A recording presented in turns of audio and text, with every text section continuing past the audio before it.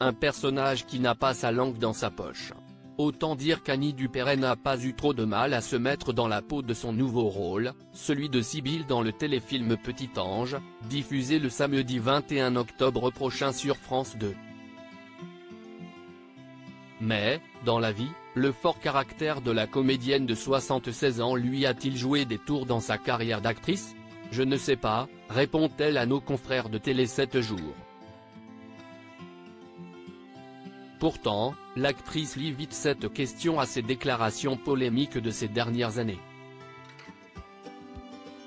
Si est-il vrai que je n'aille pas été avare de mes opinions pendant la période de l'on a vécu, avec le Covid, concède la comédienne dans cette même interview.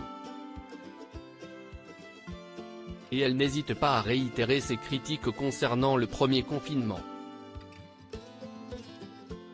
Je reste toujours ahuri de la non-réaction des gens, que l'on peut boucler chez eux comme on veut, que l'on peut mener par la peur. Il suffit de faire peur aux gens et on leur fait faire n'importe quoi. Ce qui m'inquiète le plus, c'est cette non-réaction vis-à-vis du monde de contrôle de ceci ou cela, vers lequel on nous dirige.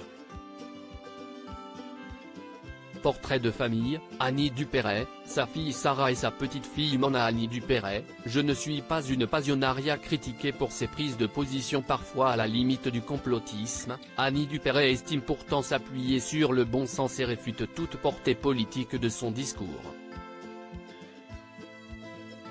Mais attention, si je suis une femme engagée, je ne suis pas une pasionaria qui lève le poing en prenant fait et cause pour un parti, insiste-t-elle à distinguer dans l'interview qu'elle accorde à nos confrères de Télé 7 jours.